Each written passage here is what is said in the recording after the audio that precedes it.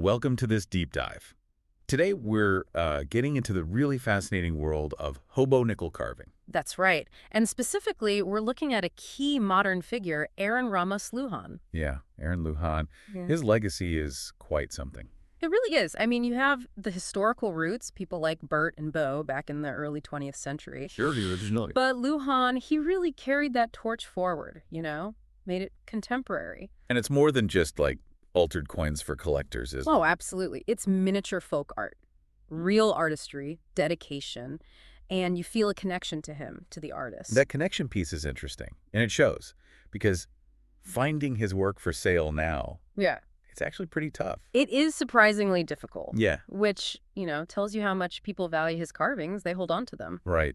So today, we'll explore his journey, how he got started, his techniques, The sheer amount of work he did, the different styles. and how his personality kind of infused the art and the whole community around it. Okay, so where do we start? His beginnings weren't actually with coins. No, that's right. It was peach seeds. Is that correct? Peach seeds, yeah.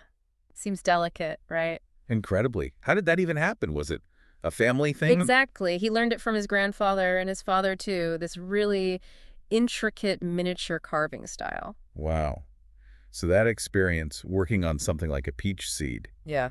that must have set the stage. Definitely. Think about the fine motor skills the patients needed for that. It was the perfect foundation for working on nickels later. That makes sense. That lineage, that passing down of skill, it's really important here.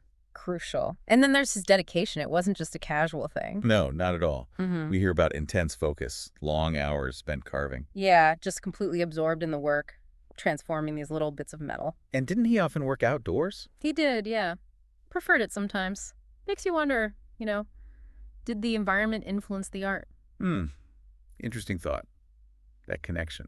Mm, Maybe it fed into the subjects he chose. could be. And talk about output. He was incredibly prolific. Just the sheer volume of nickels he carved over his career is, well, staggering.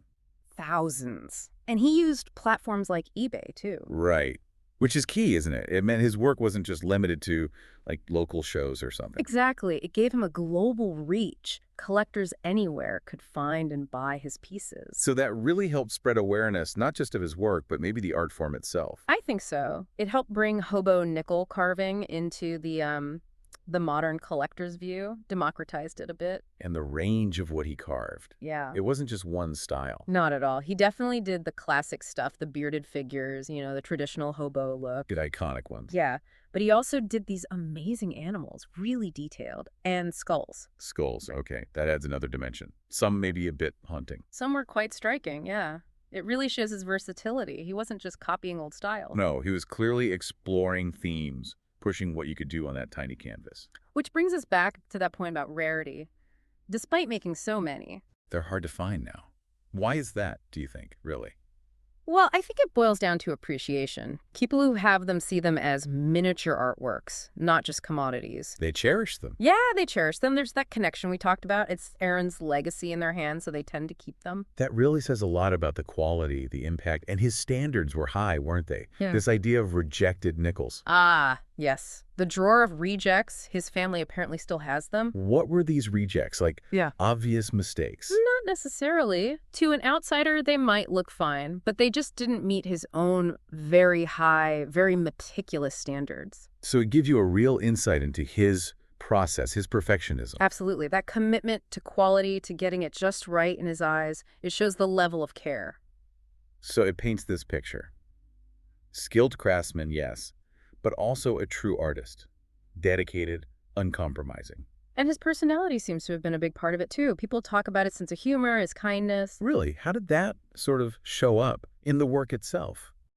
Sometimes an artist's personality just shines through. Maybe a certain warmth, a quirkiness in some pieces. It adds appeal. Makes sense.